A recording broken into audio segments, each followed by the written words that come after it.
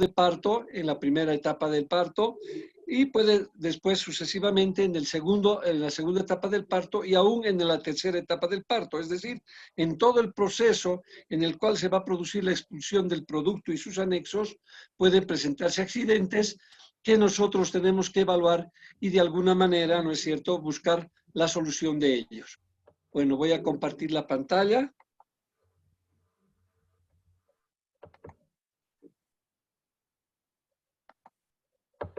Muy bien, entonces tenemos accidentes del parto. Vamos a ir mencionando cuáles, dónde y a qué nivel pueden producirse estos accidentes, ¿no es cierto? Los accidentes pueden producirse durante el parto y generalmente provocan lesiones maternas, ¿no? O sea, los accidentes de parto van a producir principalmente las lesiones maternas.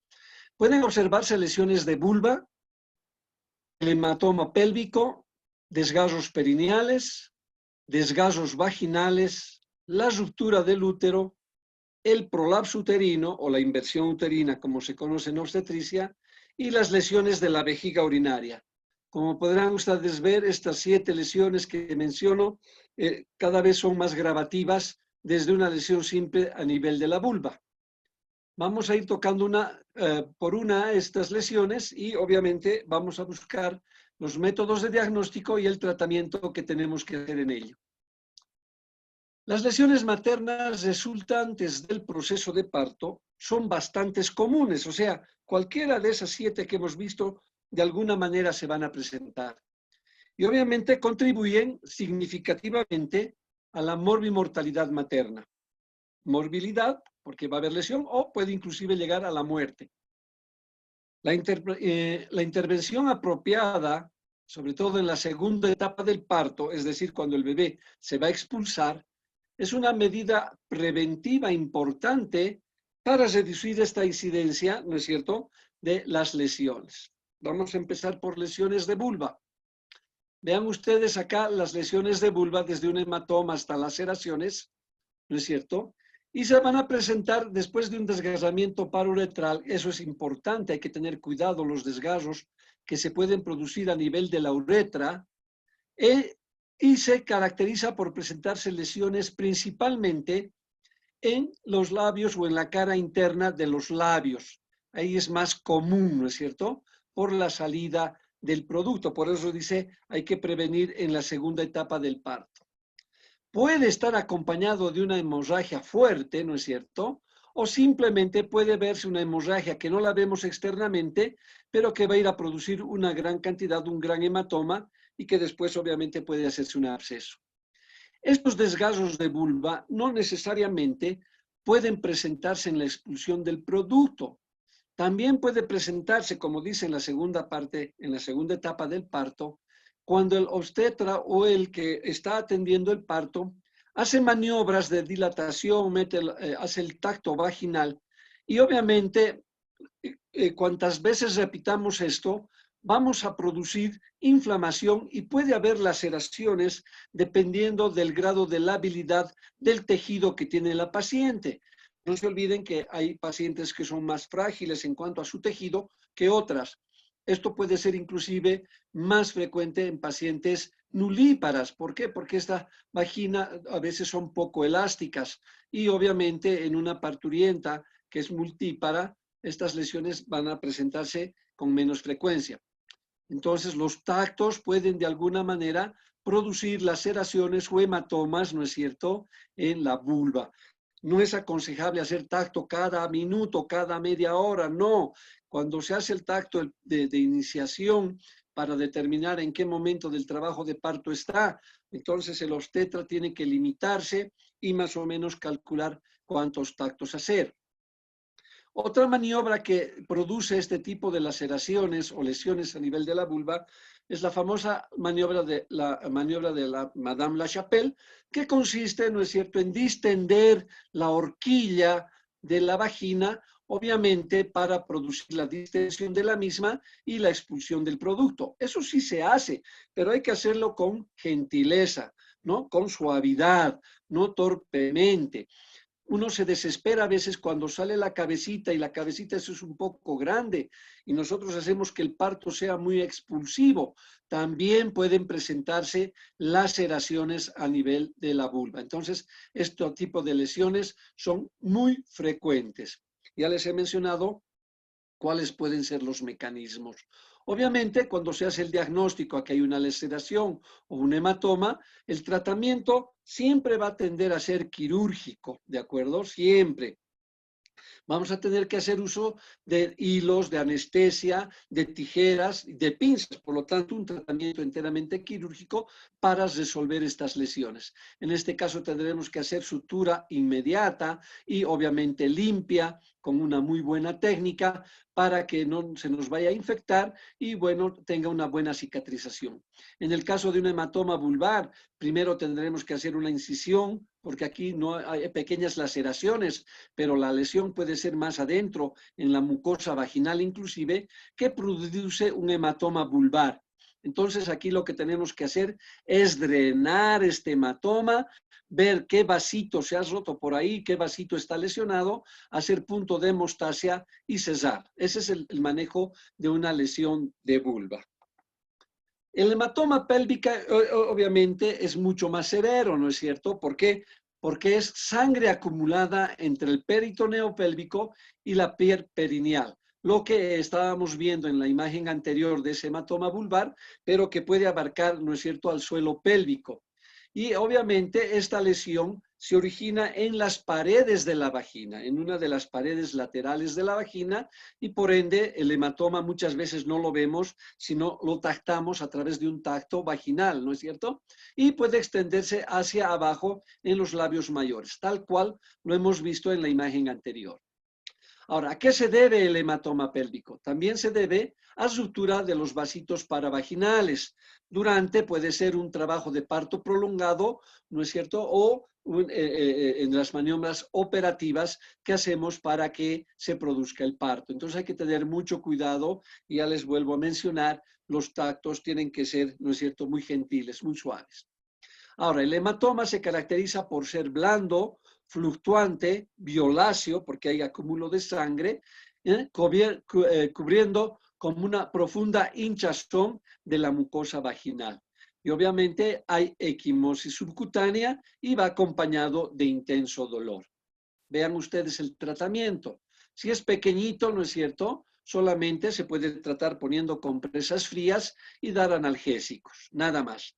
Si es más de 5 centímetros, es un hematoma mucho mayor, y es decir, hay mayor acúmulo de sangre, nosotros tenemos que realizar una pequeña incisión en la conexión mucocutánea, en el borde de la, para que no haya una cicatriz muy observable, y se retiran con los dedos o con instrumento todos los coágulos que se encuentran en esa parte y se asegura haciendo puntos de hemostasia.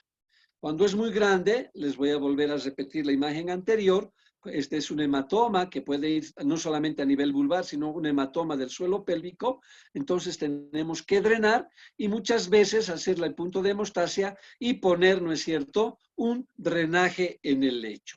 Todo, obviamente, con técnica quirúrgica, tratar de hacerlo de la manera más aséptica posible. Vean ustedes las lesiones más sencillas a las más severas. Vean ustedes acá un hematoma vulvar, vean, un hematoma vulvar, un hematoma del suelo pélvico que no solamente es aquí a nivel del labio, sino que crece más. Ahí se hace la incisión en el borde de la mucosa y la piel y se retiran todos los coágulos que se encuentran en este hematoma, se hace hemostasia de los lugares o de los vasitos que están sangrando, se puede dejar un drenaje y obviamente cesar con puntos de sutura la incisión que hemos hecho.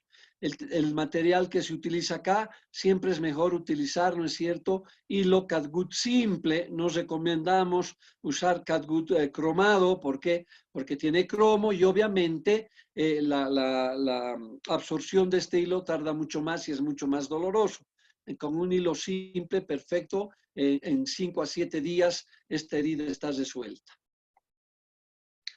Bueno, ahí tenemos luego los desgarros perineales. Muchas son desgarros más severos, puede tocar músculo, ¿no es cierto? Primero mucosa y luego tejido muscular, ¿no?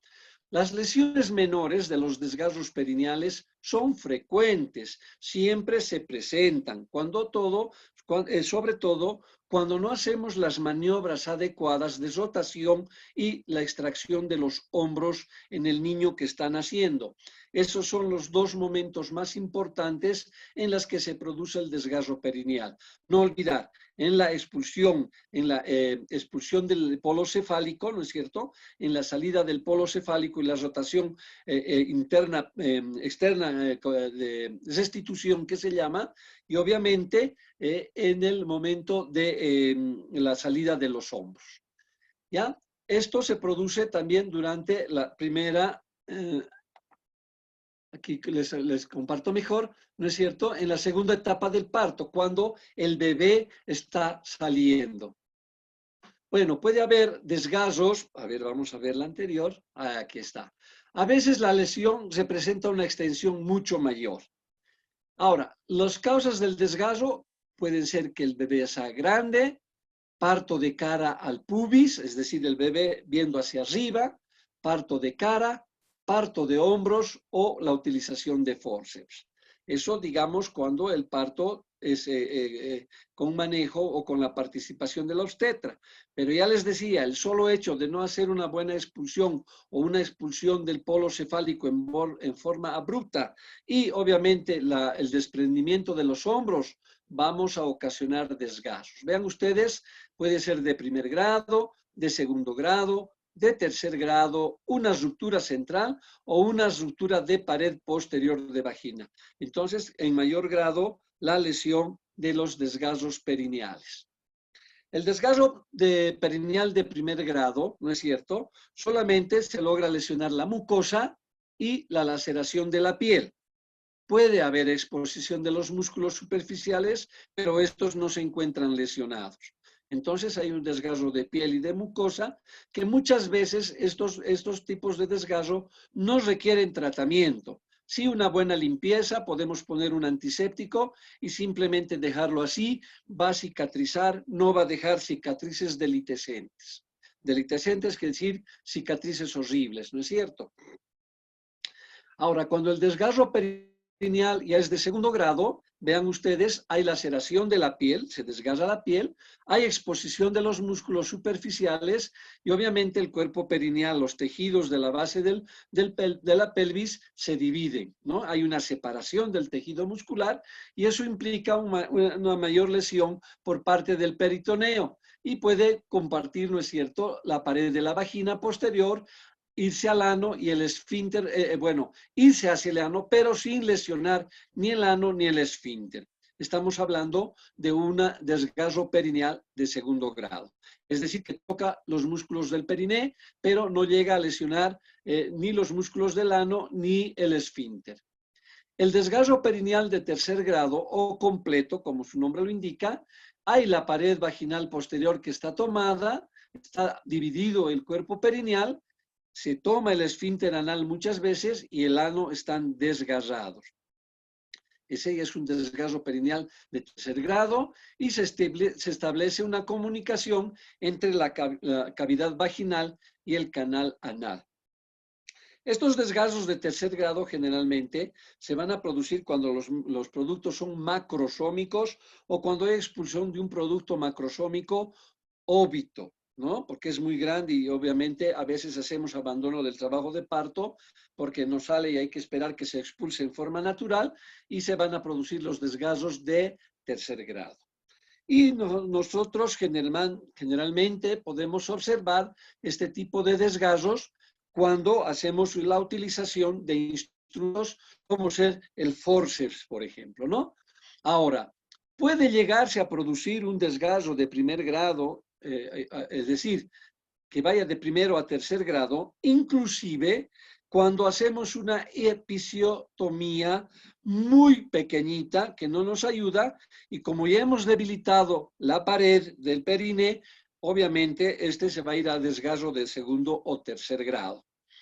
La episiotomía que no recomendamos hacer, sobre todo en personas que no tienen experiencia, así los obstetras lo hacen para precisamente no dejar cicatriz, es hacer la episiotomía mediana, ¿no? O la que se llama la del RAF medio, ¿no? Porque esa es la que significa que va de la horquilla hacia el ano y esa es la que mayormente tiende a desgarrarse para completar un desgarro de tercer grado. Vean ustedes, los desgarros vaginales no son infrecuentes, quiere decir que siempre va a haber un desgarrito de primero a segundo grado, ¿no es cierto? Pueden presentarse inclusive por manipulaciones, por tactos muy frecuentes y por tactos muy agresivos, o por el parto instrumental, como les he mencionado, ¿no? Cuando son externos, cuando son extensos estos desgarros, con frecuencia siempre van acompañados de hemorragia. Y eso es lo que a veces nos hace asustar y podemos resolver con lesiones, es decir, con cicatrices muy delicatescentes. Requieren una exploración bajo anestesia general, porque el desgarro puede irse hasta el fondo de la vagina, eso es un desgarro de segundo grado, y puede además abarcar también el suelo pélvico, ¿no es cierto? Hay que separarlos mediante puntos interrumpidos o continuos. Aquí dice catgut cromado 0, sí, se puede usar, pero mejor les digo yo, utilizar el catgut simple, ¿no? El tiempo de absorción y el tiempo de fijación va a ser muy bueno con el catgut simple. El desgarro cervical. El desgarro cervical ya es una complicación un poquito más allá del desgarro perineal. Es decir, que lo que se va a desgarrar es el cérvix. No es cierto, pero ¿cómo se va a desgarrar si estamos esperando que haya una dilatación completa, un borramiento completo del cérvix para que el producto pueda descender y ser expulsado de la cavidad uterina?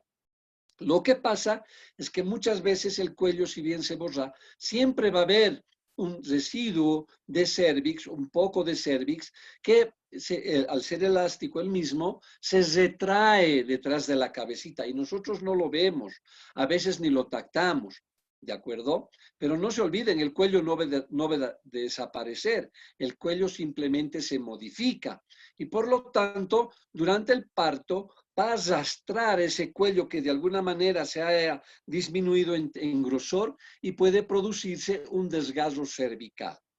El desgarro cervical también se produce por la tocurgia, cuando la paciente está en segundo periodo de parto, cuando se está produciendo el borramiento y dilatación.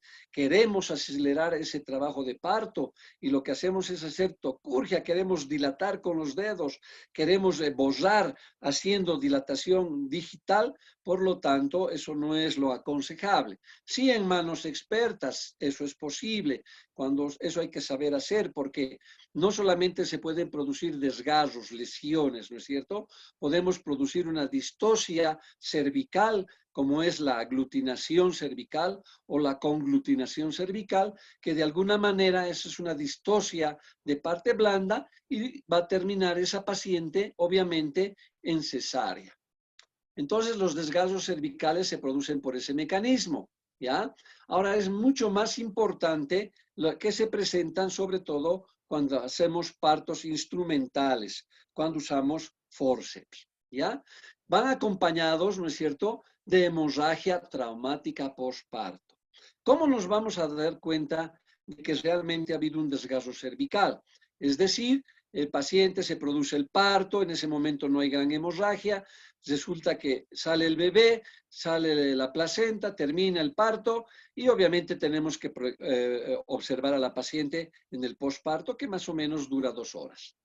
En ese momento, el paciente empieza a presentar hemorragia vaginal. Pensamos que es una atonía uterina, tocamos el útero y hay un buen globo de seguridad. Pero hay una hemorragia y hay una hemorragia constante. Amerita hacer una revisión del cuello utilizando espéculo y pinzas para encontrar el desgarro cervical. Vean ustedes las causas más importantes: aplicación de forceps, aplicación de vacuum. Bueno, vacuum ya no se utiliza, algunos centros todavía tienen. Extracción demasiado pronto ¿no es cierto?, del polo de presentación, ya sea las nalgas, cuando hay dilatación incompleta, cuando hay rigidez de cuello, hay que tomar en cuenta estos datos, rigidez de cuello en aquellos pacientes que tienen antecedentes de aborto anterior, o cicatrices anteriores, lesiones de cuello, pacientes que de alguna manera nunca se han hecho un control de papá Nicolau pueden tener lesiones de cuello, ¿no? O resultado de un parto muy precipitado. Es decir, que ponemos oxitocina para que el parto acelere, las mujeres muchas veces toman mates oxitóxicos y el parto se produce explosivamente y eso puede ocasionar, obviamente, un desgarro cervical. Vean, una complicación mucho mayor. Entonces, se debe ver la lesión y suturar tan pronto sean descubiertos estas lesiones con catgut cromado 0 o simple, puntos separados y con ayuda de aplicación de pinzas aro en los bordes. Aquí vemos los desgarros, estos son los desgarros vaginales de primer grado, vean solamente mucosa y piel. Segundo grado se lesiona ya el músculo perineal y el tercer grado obviamente va a ir a tomar la región del ano, ¿no es cierto? Y la región perineal, perianal. Los desgarros cervicales, en cambio, vean ustedes, tenemos que reconocer en qué lugar se ha desgarrado el cervix y tenemos que hacer puntos separados hemostáticos y de reconstrucción del desgarro cervical. El desgarro cervical puede ser simple, de un solo labio, o pueden ser varios, ¿no? Aquí 2 o 3, y obviamente siempre con la ayuda de las pinzas ir separando para encontrar los bordes de la laceración y hacer la unión con puntos separados. Esa es la forma de resolver. Muchas veces uno piensa que un desgarro cervical es cosa del otro mundo. No, hay que tener simplemente cuidado de hacer unos buenos puntos hemostáticos y obviamente para ello se requiere la colaboración de un ayudante para que pueda separar los labios del cérvix y poder hacer buenos puntos hemostáticos. Ya vamos yendo a complicaciones más severas. Aquí tenemos el caso de la ruptura del útero, que no es frecuente, eso sí, no es muy frecuente, pero es uno de los accidentes más graves que se observa, sobre todo en pacientes que tienen antecedentes de cesárea previa, ¿no es cierto? Y esta ruptura uterina se puede presentar en 3 circunstancias. Vean ustedes, durante el embarazo,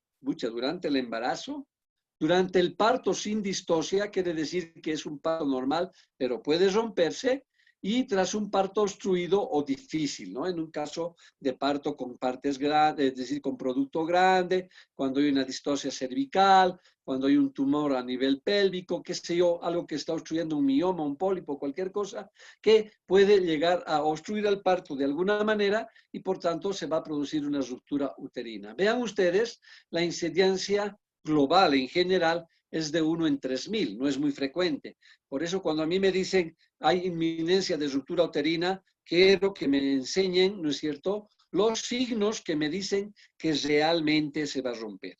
Yo no me confío como obstetra el que me digan que el grosor de la cicatriz de la episografía anterior mide tantos milímetros. Eso es mentira, porque tendríamos que tener conocimiento del calibraje que tiene el ecógrafo para ver realmente cuánto es el grosor.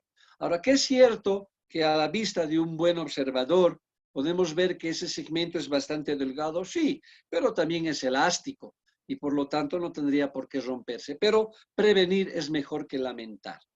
Vean, la etiología de la ruptura uterina puede ser espontánea o traumática. Las rupturas no obstructivas y espontáneas, ¿no es cierto?, que implican el segmento superior y a menudo también implica el fondo. La ruptura de tipo obstructivo, ¿no es cierto?, involucra transversalmente el segmento inferior, anterior y lateralmente. Vamos a hablar algunos casitos, por ejemplo, vamos a mencionar cómo se puede romper el útero durante el embarazo en forma espontánea. Cuando hay cicatriz de cesárea, es decir, empieza un trabajo de parto, está yendo todo muy bien y obviamente hay adelgazamiento del cérvix, o es una cicatriz con un espacio intergenésico muy corto, no ha llegado a fibrosarse del todo y por lo tanto hay una ruptura de esa cicatriz de cesárea. Mucho cuidado en pacientes que tienen antecedentes de miomectomías, es decir, que han sido operadas por miomas y no tienen un gran espacio intergenésico. Entonces se puede romper la cicatriz del lugar donde se ha hecho la miomectomía. Esos antecedentes en la historia clínica tenemos que tenerlos muy claros. Antecedentes de curetajes anteriores, es decir, legrados, ¿no es cierto?, por debilitamiento de las paredes, y obviamente en ese lugar puede haber una ruptura espontánea de la pared del útero. Perforaciones anteriores del útero por dispositivo intrauterino, poco frecuente, pero hay que tomar en cuenta. En la extracción manual de la placenta, muchas veces metemos la mano y obviamente vamos separando. La desesperación hace que separemos el lecho de la placenta del endometrio y a veces podemos llegar a perforar la pared del útero. Divertículos, no sabemos, pueden haber ciertos divertículos, lesiones, ¿no es cierto?, diverticulares en el útero o también en útero de Cuvier. Es decir, cuando hay un desprendimiento prematuro de placenta que no nos damos cuenta, ese útero más debilitado y puede llegar a romperse en forma espontánea. Vean ustedes, esto es importante tomar en cuenta para poder determinar una ruptura espontánea. Las traumáticas, ¿cuándo vamos a hablar de una ruptura traumática durante el embarazo? Cuando una mamá se cae de abdomen, ¿no es cierto? Está muy peligroso, o un accidente de tránsito, un accidente automovilístico, golpe en el abdomen, ¿no? Alto riesgo de poder romperse el útero. Un golpe en el abdomen, una patada, o un golpe con un instrumento, puede ser con un mueble, qué sé yo, un golpe en el abdomen. Y accidentes por aplastamiento que les mencionaba en casos de accidentes automovilísticos. Durante el parto, ahora, ¿cómo se puede romper el útero durante el parto? Ya hemos vuelto a mencionar aquí cicatriz previa en el útero, ya sea por miomectomía, por cesárea previa, pero en este caso la paciente ya está en trabajo de parto, Entonces, la contractura uterina va a hacer que se debiliten esos lugares delgados y se va a romper. Mal uso de oxitóxicos. Obviamente, cuando damos mucha oxitocina y pensamos que a mayor oxitocinemia vamos a tener menos hemorragia, no, también vamos a contraer de tal manera ese útero que puede tener de alguna manera alguna lesión, ya hemos dicho divertículos o lesiones por antiguas cicatrizales y puede llegar a romperse el útero. Sobre todo cuando hacemos uso de oxitóxicos, la ruptura se puede presentar a nivel del segmento. Hay que tener antecedentes, mucha importancia en los antecedentes, como ser las cirugías a nivel cervical, ya sea la amputación cervical o conos que se hacen tratamientos para el CA de cervix. La paridad alta. Una mujer que tiene muchos hijos, más de 4 hijos, multípara, ¿no es cierto? Ese útero, ese músculo uterino, pues ya no es músculo, es más tejido fibrótico y por lo tanto va a tender a romperse con mayor facilidad. Antecedentes de muertes intrauterinas, una mamá que ha tenido 1 o 2 óbitos anteriores, ese antecedente nos puede servir de poder sospechar que puede ser la causa de una ruptura uterina, obviamente por debilitamiento de las paredes uterinas. La versión uterina. La versión uterina obviamente se produce por muchas causas, por pujo durante el parto, por hacer que la mujer puje demasiado. No se olviden que los ligamentos de suspensión, los ligamentos redondos que mantienen el útero en su lugar, de alguna manera están distendidos y van a provocar la versión uterina. Y el querer retornar ese útero a su situación puede provocar una ruptura durante el parto. Cirugías destructivas, ¿no es cierto? Grandes cirugías a nivel del útero y obviamente, miren ustedes, el manejo del forceps puede llegar a producir rupturas uterinas. Una ruptura por parto obstruido. ¿Qué podría ser? Parto obstruido, es decir, que no está saliendo bien el parto, se está trancando de alguna manera ese parto. Vean ustedes, valorar muy bien la desproporción cefalopélvica. Cuando la cabecita es muy grande, ese parto se va a obstruir, no va a seguir adelante el parto Su consultorio debe estar. adecuado y por lo Entonces, tanto puede haber, ¿no es cierto?, una ruptura de parto. Mala presentación, obviamente, ¿no es cierto? No tanto en nalgas, no tanto en nalgas. Generalmente se puede romper cuando estamos haciendo las maniobras y el ayudante hace el punch, ¿no es cierto?, para la extracción de cabeza última. No se olviden que el segmento está muy adelgazado y ahí se puede producir una ruptura del parto. Tiene que ser sincrónico el punch y tiene que ser sincrónico el que está atendiendo el parto en la rotación del producto en una tensión de parto en papeliana. Presentación de cejas poco frecuente, pero si hay mayor desgarro por la región frontal. Presentación occipito posterior, cuando el producto nace viendo hacia arriba, ese puede ser una causa y pueden ser mayores las lesiones del segmento inferior. Hidrocefalia, obviamente, ¿no es cierto? Una desproporción cefalopélvica, pero no muy fuerte, porque la hidrocefalia de alguna manera, como los grandes hematomas o cefalomatomas, pueden amoldarse. Y tumores que obstruyen el canal de parto. Bueno, esto es más difícil de que se presente, pero en nuestro medio, en nuestros centros, nosotros a veces vemos pacientes que nunca han ido donde el médico, nunca han hecho un control postnatal y están llegando con un parto, trabajo de parto prolongado, y resulta que hay un tumor que obstruye el canal del parto y queremos sacar a toda costa ese producto por vía vaginal y obviamente lo que vamos a ocasionar es una ruptura uterina. ¿Cuál es el tratamiento de la ruptura uterina? Esencial, ¿no es cierto? Esencial. Hay que superar el estado de shock y la pérdida de sangre, porque en la ruptura uterina pueden romperse grandes vasos o de todas maneras hay ruptura de tejido muscular y la hemorragia va a ser intensa. Y obviamente, lo primero, controlar eso y separación del útero. Muchas veces, cuando el desgarro es muy irregular, el sangrado es en napa, se termina en realizar histerectomía. Ahora, si se hace sutura, el desgarro es de bordes limpios, ¿no es cierto? No es muy grande, se puede resolver. Se hacen suturas y los bordes delgados, ¿no es cierto?, de la sutura de una cicatriz son fáciles también de resolverlos. Si la paciente concibe de nuevo, ¿no es cierto?, en una paciente que tiene antecedentes de ruptura uterina, es aconsejable, ¿no es cierto?, hacer la cesárea próxima alrededor de las 38 semanas, 37, 38, no dejar que llegue a término, porque en mayor término, mayor riesgo de que se inicie el trabajo de parto y obviamente las contracciones uterinas van a hacer que puedan llevar a una ruptura uterina.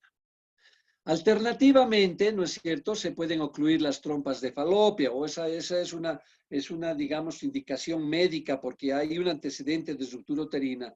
Y si ha habido una vez, pues va a haber la posibilidad que haya una segunda, y la segunda a lo mejor no podamos contar y tengamos que entrar a una histerectomía y la paciente pueda, ¿no es cierto?, llegar a morir. Entonces tenemos que evitar esto porque hay indicación para hacer una ligadura de trompas. La histerectomía, ¿cuándo se hace la histerectomía? Cuando la ruptura es irreparable o cuando la familia, ¿no es cierto?, de la paciente ya está completa, es decir, ya tiene paridad completa, tiene hijos y obviamente a mayor riesgo de que vuelva a embarazarse. Entonces, hay indicación también de histerectomía médica cuando se presenta una ruptura, por más sencilla que sea, pero si ya tiene 4 o 5 hijos, el grado de socioeconómico del paciente, mejor es ir a histerectomía, porque con seguridad dentro de poco un nuevo embarazo puede complicar la vida de esa paciente. ¿Qué características se ven en la ruptura uterina? ¿No es cierto? La paciente está inquieta, se queja de dolor en la parte inferior del útero, en la parte del segmento. Las contracciones uterinas, que cada vez son más fuertes, ceden en un momento dado, desaparecen que se ha roto el útero. Hay taquicardia, hay hiperemia, aumenta a subir, la paciente se pone sudorosa. Si el producto todavía está dentro, hay signos de sufrimiento fetal y obviamente si no nos apresuramos en resolver el problema, muerte fetal. El segmento inferior está más fino y doloroso, y cuando hay realmente inminencia de ruptura uterina, tenemos que valorar muy bien el anillo de Bandl, ¿no es cierto?, que tiende a subirse y se siente duro cada vez más y más a nivel del segmento inferior. Este anillo de Bandl es importante en el adelgazamiento del segmento anterior, con un halo fibroso que va ascendiendo hacia arriba. A eso se refiere el anillo de Bandl. Quiere decir que el segmento se está adelgazando cada vez más, y eso nos indica que es una inminencia de ruptura uterina. Vean ustedes las rupturas uterinas, cómo se pueden presentar principalmente en el segmento inferior, estando el producto adentro. Puede ser traumática o en forma espontánea. Si hay una cesárea previa, con mayor razón. Vean dónde generalmente se rompe el útero, y obviamente la gran hemorragia. No se olviden que aquí incurren los vasos uterinos y los uterinos cervicales. Entonces, la hemorragia es importante. Vean ustedes cuando hay una obstrucción, cuando no hay una dilatación completa y queremos sacar al producto, podemos llevar a mayor compresión, y obviamente, ¿no es cierto?, va a haber también ruptura uterina.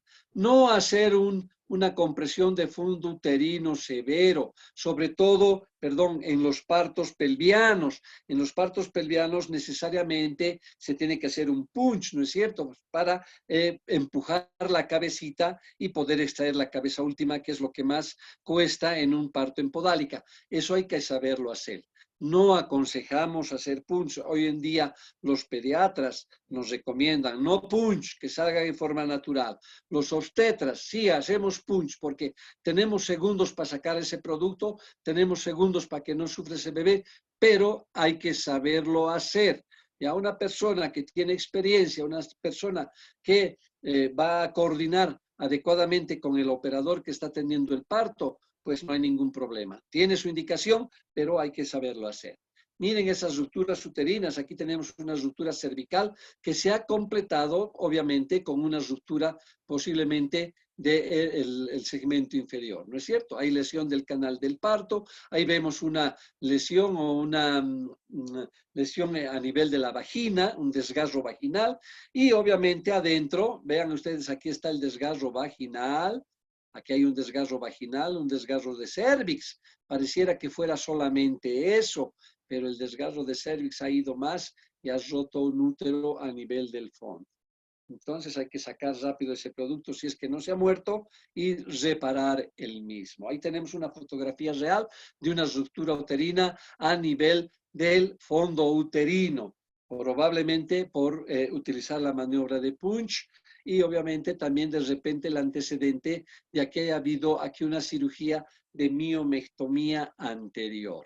Obviamente, si esta es una persona que no tiene todavía la familia completa, es decir, quiere tener más hijitos, se avivan los rebordes de esta ruptura, y hay que hacer puntos separados con catgut cromado. En este caso, catgut cromado, porque estamos utilizando, ¿no es cierto?, estamos suturando tejido muscular que en un próximo embarazo tiene que distenderse. Mejor si usamos aquí Vicryl, ¿no es cierto?, un hilo de absorción mucho más lento.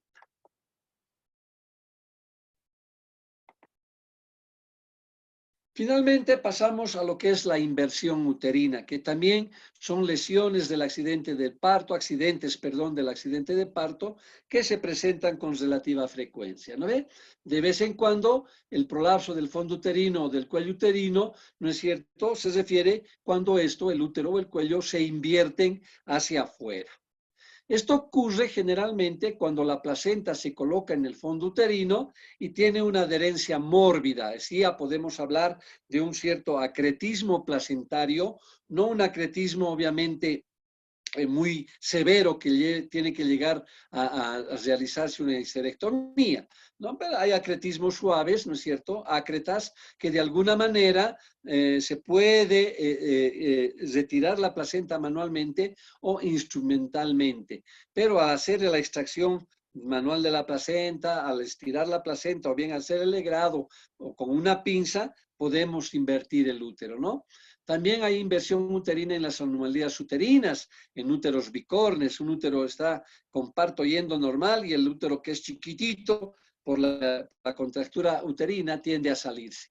Debilidad adquirida, ¿no es cierto?, del miometrio, principalmente inversiones uterinas en pacientes multíparas, mujeres que tienen más de 3 hijos, mucho cuidado. Esos úteros ya son muy flácidos y pues pueden romperse, pueden invertirse, pueden dar hemorragia, pueden tener distosia de contractibilidad. Pucha, siempre decimos nosotros a nuestros internos, a nuestros médicos jóvenes, no, si el parto en la paciente multípara es fácil. Te voy a dar una multípara porque es fácil. Craso error. El paciente fácil es en la primípara.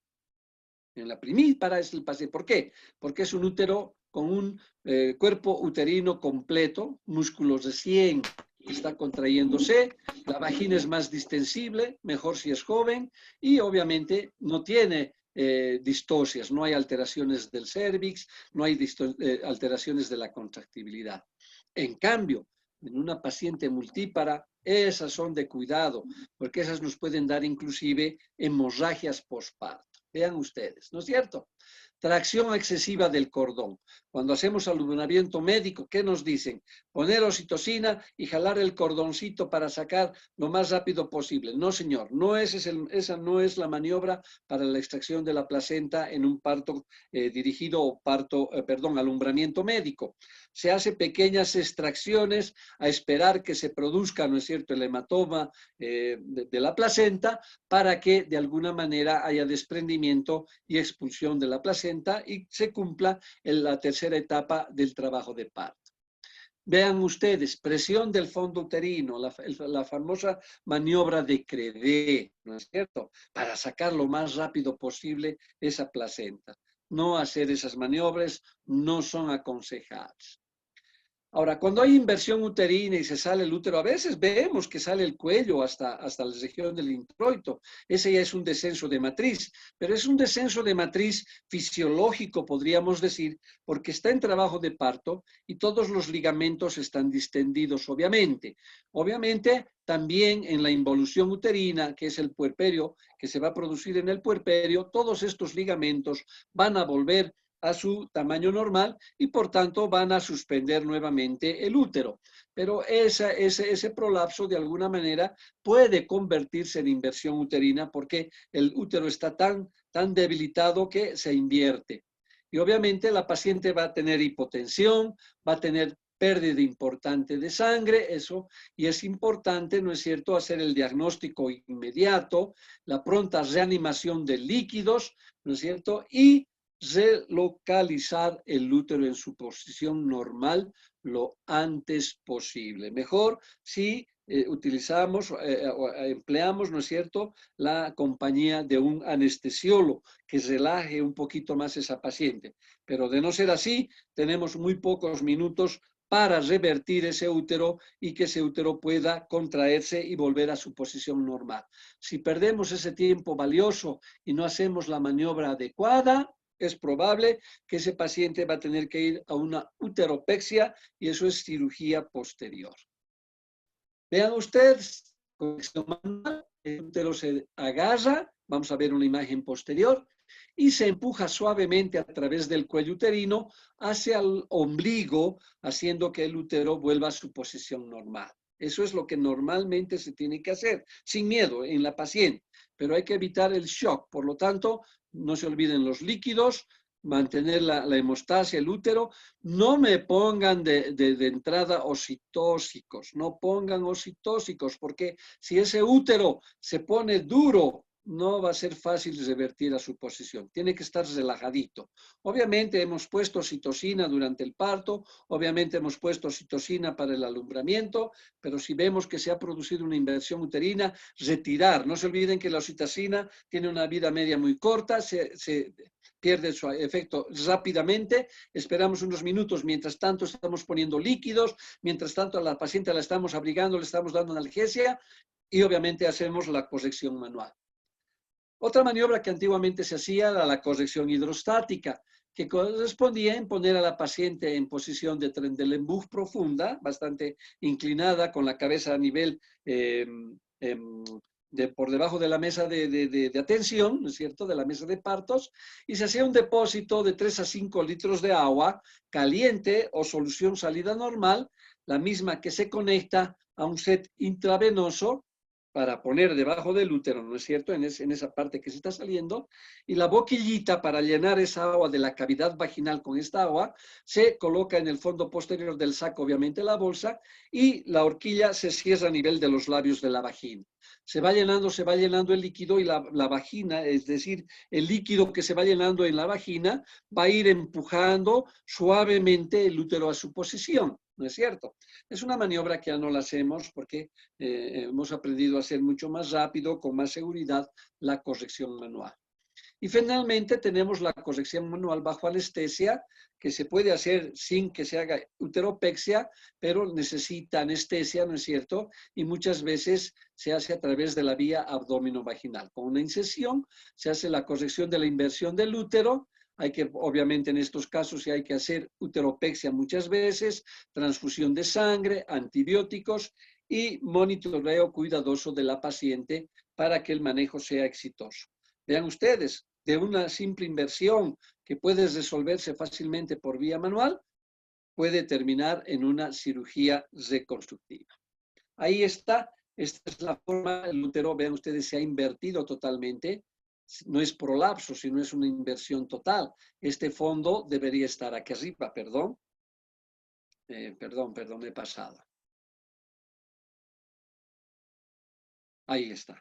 Entonces, este fondo debería estar acá. Se ha invertido, agarramos el útero y vamos empujando suavemente el útero para retomar a su posición. Y una vez que el útero está en su posición, retener un rato, ahí sí podemos tener oxitóxicos y vamos a sentir que los ligamentos de suspensión, los ligamentos redondos, van a empezar a contraerse y obviamente ese útero se va a volver a su posición.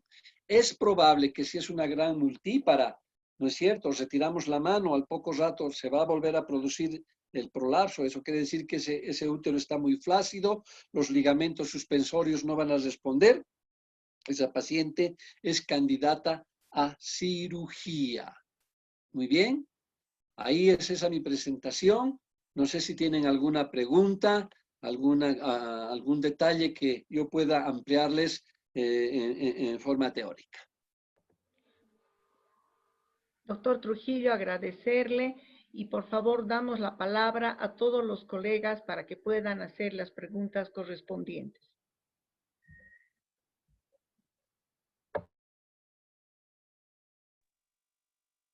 Muy bien, creo que he sido Doctor claro. Trujillo, buenas noches. Sí, José. ¿Cómo está, doctor? Buenas noches, doctor Trujillo. Buenas noches, Doctor José. Trujillo, una consulta, doctor Trujillo. Estos cursos que estamos pasando es para mejorar nuestra capacidad resolutiva.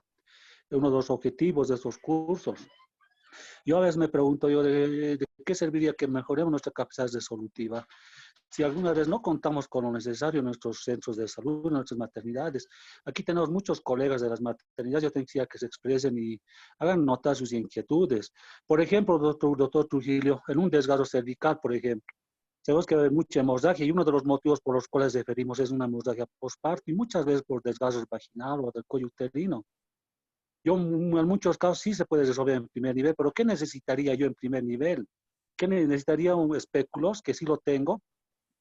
Necesitaría pinzas aros, que sí lo tengo. Pero ¿qué más necesito? Necesito valvas, no sé, tal vez otras cosas más que no lo tenemos. Tal vez en base a este curso, a mis colegas que están escuchando, solicitar, ¿no? Que de alguna manera solicitamos a las autoridades que tal vez nos implementen algunos otros equipos o otros materiales que sí nos van a servir en resolver alguna situación, por ejemplo, un desgarro cervical. Entonces, tal vez que algunos de mis colegas que se expresen, doctor Trujillo. Ya, Eso, en relación a otro, doctor Trujillo, en relación a otra pregunta, doctor Trujillo, en relación a una hematoma vulvar, por ejemplo, que sí ha habido casos, no es tan frecuente, pero es que sí hay casos de hematomas vulvar postparto, doctor Trujillo. ¿A partir de cuándo mandamos? Porque muchas veces nos dicen, eso es para consulta externa, nos dicen. Pero muchas veces no es para consulta externa. Generalmente es hay que tratarlo inmediatamente. Yo tenía entendido, como usted dijo, aquellos hematomas vulvares mayor a 5 centímetros, sí ya debemos de referir inmediatamente a un segundo nivel. ¿Es así, no, doctor Trujillo? Gracias, doctor Trujillo. Muy bien. Miren, en realidad, estos cursos son para aquellos médicos. Creo que es un curso que está dirigido para los médicos e inclusive para que también nos colaboren los auxiliares y enfermería, pero esto está dirigido para los médicos de primer nivel.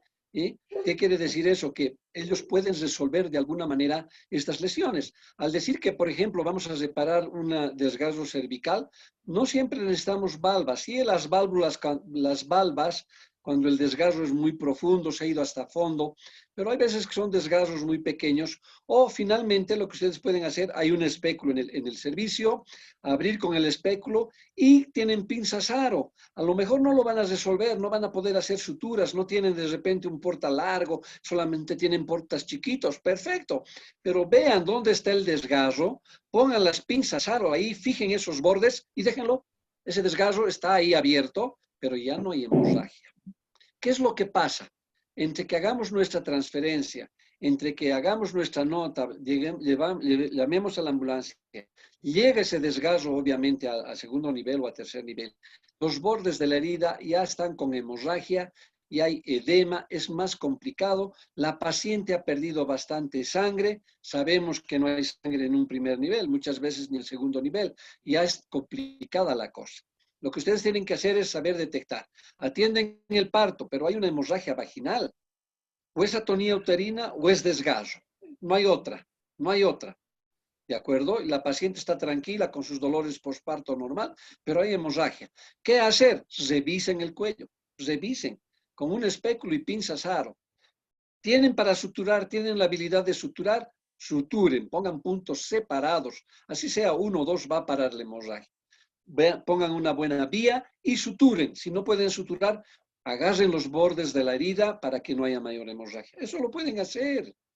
Para eso es este curso, pero para que se conozcan cuándo es un desgarro vaginal, cuándo es un desgarro cervical. Es un recordatorio que ahora de alguna manera, cuando ustedes hagan la práctica en vivo en el hospital, les vamos a mostrar, porque es frecuente, vemos desgarros perineales, en las episiotomías vemos desgarros de segundo grado, y lo importante es saber reconocer el segundo grado y no solamente hacerle el puntito en la piel. ¿Qué pasa? Muchas veces hemos visto, y eso lo hemos palpado en estos años de trabajo, los médicos jóvenes se asustan, no han tenido experiencia, ponen puntos de mostaza, un solo punto, digamos. En la piel, agarran músculo, hacen un solo punto, perfecto, ya han cesado la herida, pero lo que están ocasionando es un hematoma del suelo pélvico. Pasan las horas y llega al hospital con hematoma. Puchis, negamos siempre este hematoma, ¿cómo no se van a dar cuenta? Ahora, no significa que haya inexperiencia. Son cosas que nos va a fallar a todos. Hasta en el hospital tenemos hematomas, ¿no es cierto?, por resolución de desgarros vaginales. Solamente que nos apresuramos, no tomamos mucha cautela, nos asustamos, a veces usamos una agujita muy chiquitita. Tenemos que acostumbrarnos a utilizar el instrumental adecuado para eso. Hay pinzas, hay aros, hay espéculos. Ahora, por ejemplo, si en un centro de primer salud por alguna razón se produce un desgarro vaginal o un desgarro cervical y nos damos cuenta porque vemos, está abierta totalmente la vulva, entonces con los dedos solamente y con una buena iluminación podemos ver que está sangrando adentro. No tenemos para trabajar, no tenemos nada. No he hablado de anestésicos aquí, ¿se dan cuenta? Solamente en los casos más graves.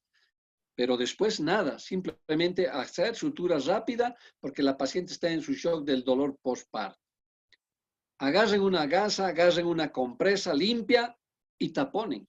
Metan hasta el cérvix, ¿ya? Y van a ver que van a parar la hemorragia, les va a dar tiempo para poner su venoclisis y mandar a esa paciente a un segundo nivel. Y gran favor que han hecho al médico que está en segundo nivel porque han parado la hemorragia y por lo tanto el resolver esa lesión va a ser mucho más fácil para el operador. Entonces eso es lo que hay que hacer. Ahora, un desgarro de primero, de segundo grado e inclusive de tercer grado se puede resolver en un centro de salud de primer nivel. ¿Por qué? Porque los desgarros generalmente son a nivel vulvar, a nivel vaginal y externa, ¿no? Perineal.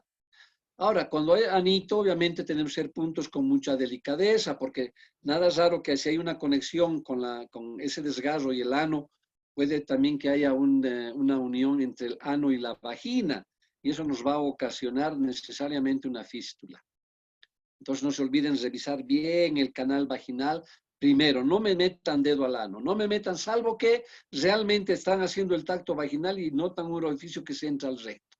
Listo, no toquen más, hagan hemostasia, pongan una compresa y mandan a esa paciente a segundo o a tercer nivel. Las rupturas uterinas no lo van a solucionar probablemente, pero tienen que darse cuenta. La paciente se queja, la inminencia de ruptura uterina es importante, esa maniobrita tienen que empezar a aprender y a reconocer el signo de Bandel, ¿ya? El dolor, el saber los antecedentes, eso es importante, querido José Guampo, la historia clínica, si hay un antecedente de cesárea previa, qué tiempo de espacio intergenésico tiene, de qué ha sido la cesárea anterior, si ha sido un producto grande, si ha sido un macrosómico, si ha sido óbito. Pucha, con mayor razón nos estamos metiendo en una camisa de 11 varas y ese útero se puede romper.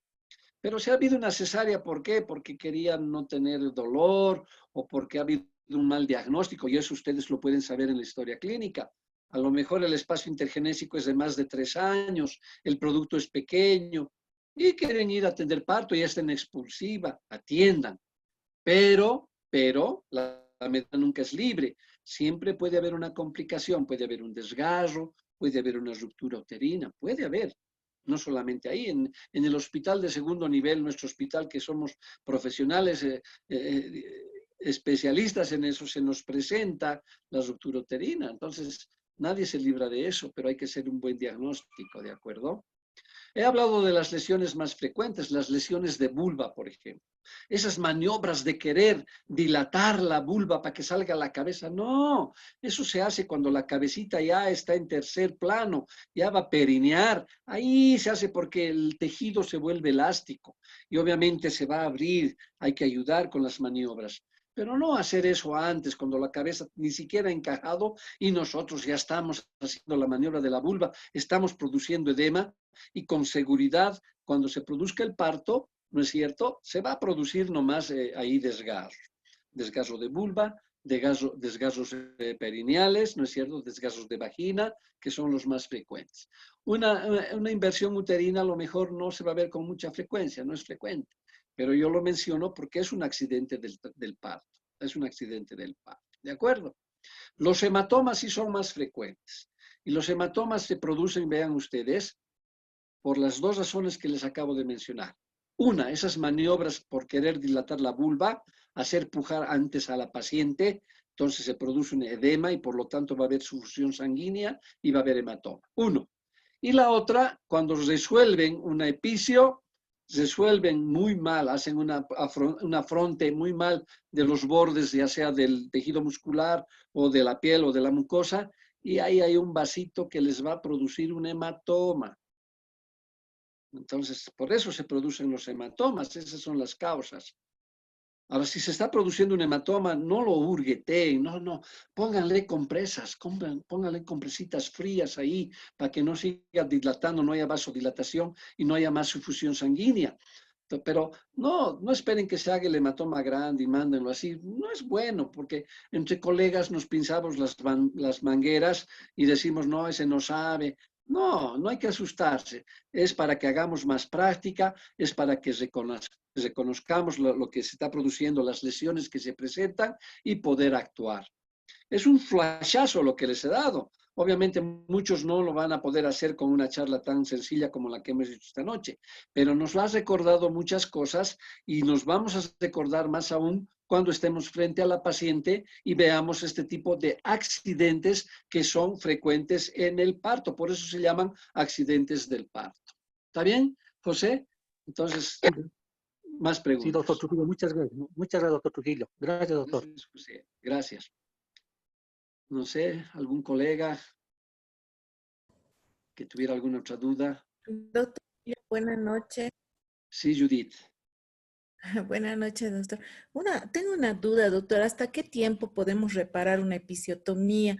Este tiempo nos ha ido llegando bastantes partos domiciliarios, Ya. episiotomías, ¿no? Entonces, ¿qué tiempo es recomendable para poder reparar reparar estas episiotomías que se han producido en domicilio, doctor? Ya, no hay tiempos. Lo que tú tienes que ver en un desgarro, ¿de acuerdo? Es que los bordes, ¿no es cierto?, estén limpios, no estén muy desgarrados. Si están sangrando, es el momento ideal para hacer el reparo, ¿ya? Si ha habido ya una cicatrización y está yendo una segunda intención, qué sé yo, 24 horas, ya no hay sangrado, obviamente hay la herida abierta, va a haber un sangradito en APA, pero no es un sangrado abundante. Los bordes de la herida ya se han empezado a edematizar, ha empezado a querer fibrosar, porque en 24 horas eso ya ha parado la hemorragia. Es mejor que podemos revivir los bordes de la herida y hacer un reparo, ¿de acuerdo? Puedes hacer el reparo dentro de las primeras 24 horas, el reparo de eso no va a haber problema. Siempre reviva tus bordes, limpia bien la herida y haz paso por paso, plano por plano, no va a pasar nada. Si hay mucho edema, el parto ha sido domiciliario, no sabes qué tiempo ha sido el parto, 2, 3 horas, pero hay mucho edema, es mejor que desinflames, utilices compresitas, no los repares ahí. Ahí a lo mejor requerimos utilizar más anestesia y hacer ya una técnica quirúrgica reparadora. Si tú tienes la capacidad, Judith, de poder hacerlo eso, tienes práctica en el manejo de puntos, puedes hacerlo. No hay problema, no hay limitantes para el cirujano, ¿de acuerdo? No es exclusivo del especialista. Ahora, si es muy profundo, si crees que es una lesión del segundo a tercer grado, que puede haber lesionado la pared vaginal y el recto inclusive, no te metas a hacer porque muy probablemente por más capacidad que tengamos, si nos ha ocurrido a nosotros, podemos llegar a producir fístulas rectovaginales. Entonces hay que tener cuidado. Pero no hay tiempo para reparar, querida Judith.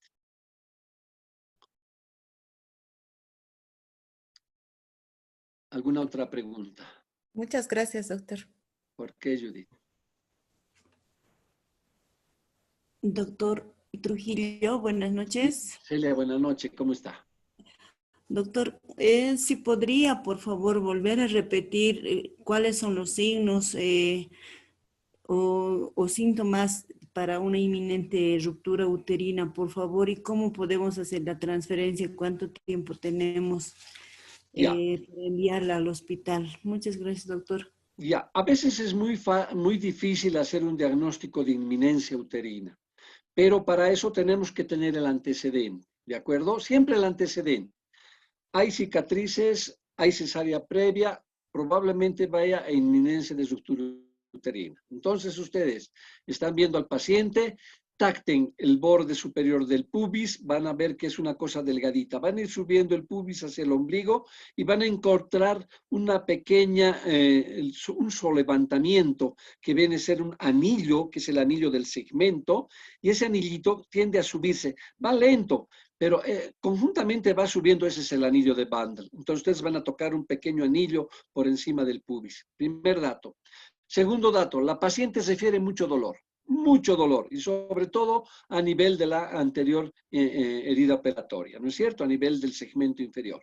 Pero el dolor es gravativo, no es un dolor del parto que es constante el mismo dolor, sino es muy gravativo y le va a doler, precisamente ese dolor va a ser fungitivo que va a ir a tender hacia arriba. La paciente va a tener taquicardia, ¿ya? Va a empezar a tener más fiebre, va a empezar a sudorar. Esos son datos de inminencia de ruptura uterina. Ahora, si ustedes están viendo eso y hay antecedentes, pónganle analgesia, no le pongan oxitocina, pónganle relajante, pónganle un sertal compuesto y mándenla al hospital. Inminencia de ruptura uterina por el antecedente. Perfecto. Han pecado en exceso, bien, pero van a evitar que se produzca realmente una ruptura uterina. ¿Cuándo se va a romper el útero? Cuando la paciente se está quejando, está sudorosa, tiene bastante dolor, están ustedes ahí luchando porque se produzca el parto y de repente la paciente ¡pap!, ya no siente dolor, se le pasa. Toquen el segmento y van a ver que es reblandecido, inclusive pueden tocar partes fetales. Es ruptura uterina, eso amerita poner una buena venoclisis y mandar inmediatamente al hospital. Judith, esos son los datos. Gracias, doctor. Muy bien. Celia.